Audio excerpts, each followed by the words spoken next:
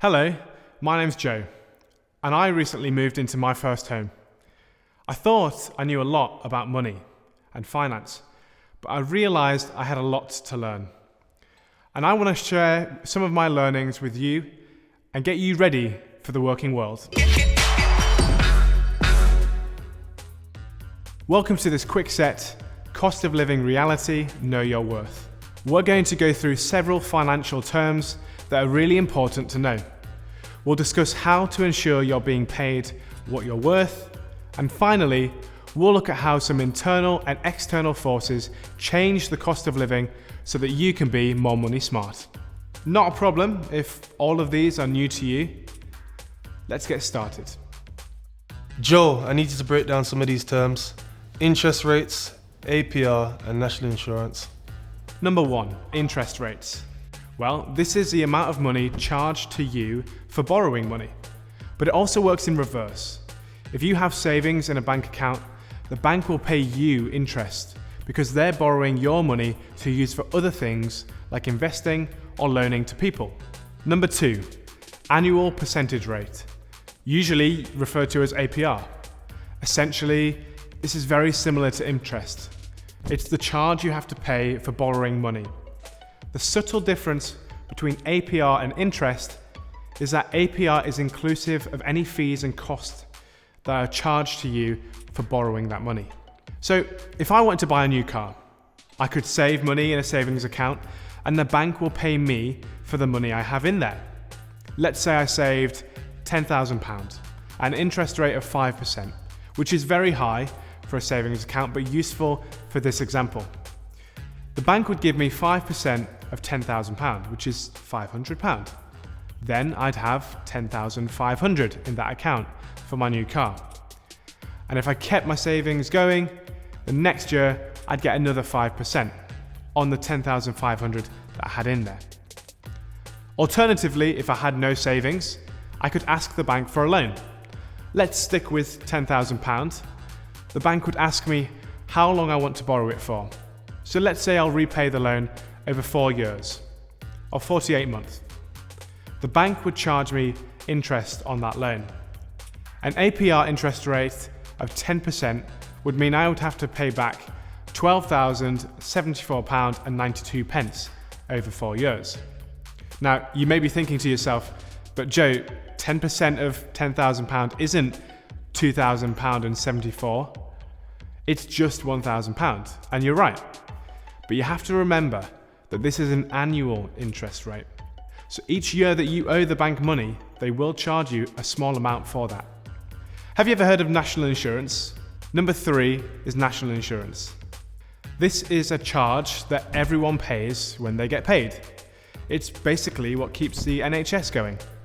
You don't need to worry about it too much, as your employer takes that money before you get it and sends it where it needs to go. Yeah, Joe, that makes a lot of sense, but how about income tax and inflation? Income tax. This is the money that you pay the government to keep the country running. Like national insurance, your employer will pay this on your behalf from your wages before you even see the money. So it's nice and easy. But it's always worth checking in to see how much you're paying in case you're paying too much. You can earn up to a certain amount and pay no income tax on that, and that's called your personal income allowance. Now, it's worth remembering, if you're self-employed, you will need to look into how to pay your income tax and national insurance personally. Inflation, always in the news, especially around government budget announcements. This is how much the cost of everyday items increases, and it's all to do with the economy. If the economy is doing well, inflation is low. But if the economy is interrupted or does badly, then inflation will be high and the cost of everyday things will go up more and more. This is why Freddos cost 25p now, but in 2005 they only cost 10. We've also got another quick set on how government schemes can help you that may be really useful to check out in addition to this quick set. Joe, this is the final question from me. What's the difference between minimum wage, national living wage, and the real living wage? These are a few more terms that get thrown around, and it's worth knowing what they are so that you can make sure you're getting paid what you're worth. Minimum wage. This is the absolute minimum that any employer can legally pay you, and it's based on an hourly rate. The minimum wage changes depending on two things: your age and if you're an apprentice or not. So, this is Holly, a 17-year-old who's working as a waitress. She's paid minimum wage and is turning 18 in a month's time. Let's say she gets paid £400 a month and works the same number of hours in the same job once she turns 18. Now, her employer has to pay her more because the minimum wage for an 18-year-old is higher than a 17-year-old. So she'll get £500 instead of £400. Now, these are just examples, and you should check out the government website, National Minimum Wage, to see the minimum wage for your age. National Living Wage. This is the highest minimum wage that you can be paid. It's the minimum wage for people aged 23 and over. The Real Living Wage. It's something that is calculated by the Living Wage Foundation and is a reflection of what the real minimum cost of living is, shown as an hourly rate. Some employers might claim to be real living wage employers, meaning they pay their staff this figure as a minimum. It's worth knowing what these rates are and noting down how many hours you work to make sure you're being paid the legal minimum. So, we've figured out what interest is. We've discussed getting paid what you should be. Now let's discuss some of the factors that can impact on your ability to live independently. But before we do that, let's check out what our guest speaker had to say about getting paid what you're worth. My name is Annabelle May. I currently work as a HR administrator at a charity called New Schools Network. In my spare time, I do a lot of volunteering. I also volunteer at the charity, the National Society of Apprentices, and we help to raise awareness of the issues within apprenticeships and to make them as best as possible.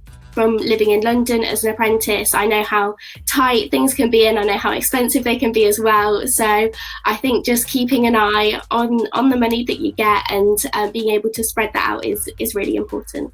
So there's loads and loads of tips out there. I think my biggest one would be to go onto the Martin Lewis Money Saving Expert website. He's absolutely amazing. He's got so many top tips on budgeting, voucher codes, deals that I think have just been so good. I think also another tip would be to review subscriptions. I know that sometimes you subscribe to things and you don't realise when the money's going out because it just goes out, but I think look at everything you subscribe to and see, do I really need that? I know that discussing sort of finance, salary, wage, all that kind of stuff with your boss can be quite difficult. Have you got any kind of top tips or any strategies that you use that you could tell us about? If you've got something to talk about, discuss it with them. It's a conversation. There's nothing in the law that says you can't talk about your salary with other employees or you can't talk about it with them. So I think just go to them, say, if you're struggling as well, tell them the situation and they can hopefully do something about it or direct you to someone that might be able to help with the situation. But I think bottling things up sometimes can make it so much worse and it could therefore affect your work or what you're doing if you're doing an apprenticeship or at university or whatever. So I think just going to them, be confident, go in with what you want to say, what you aim to get out of, a few figures that you've got in mind, and then just go confident. And they are people at the end of the day, so just be as open as them as you can. There are a few things that you need to be aware of that will affect your cost of living. Some of these things are within your control, or internal factors, and others are outside of your control, external. External factors are things like inflation, the rising cost of energy bills and fuel. These are things that often we have very little or no control over. However, there is always a few ways to control our budgets and behaviour to make sure the cost of living that little bit easier to manage. There is a little activity I'd like you to do that will help you to think about what you can and can't control. And it might just help you take a little bit more control over your finances. So Go and grab a pen and paper and draw a straight line down the middle of the paper. On the left, write down the title External, and on the right, Internal. All I want you to do is list things that you can't control and find something related to that cost that you can. I'll give you an example. The rising cost of fuel.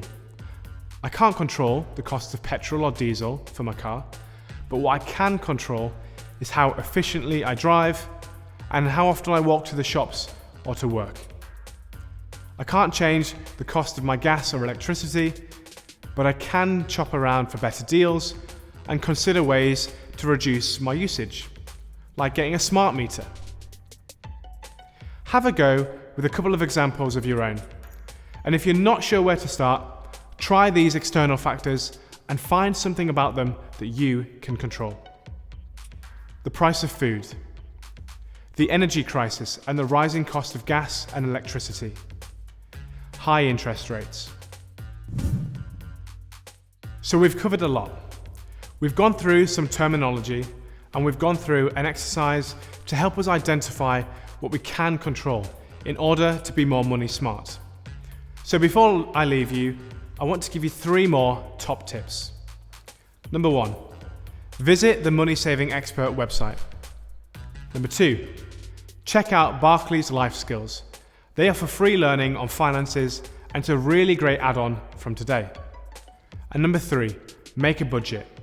If you put a little bit of time into figuring out how much things will cost, what money you'll have in your accounts, and have a savings plan, then you're far more likely to be in control of your money and able to reduce your spend. We have some amazing mentors from Lucozade who are experts in finance. You should sign up and get more guidance.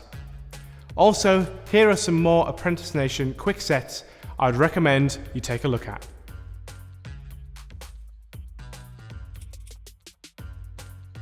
So my closing quote for you is money speaks only one language. If you save me today, I will save you tomorrow.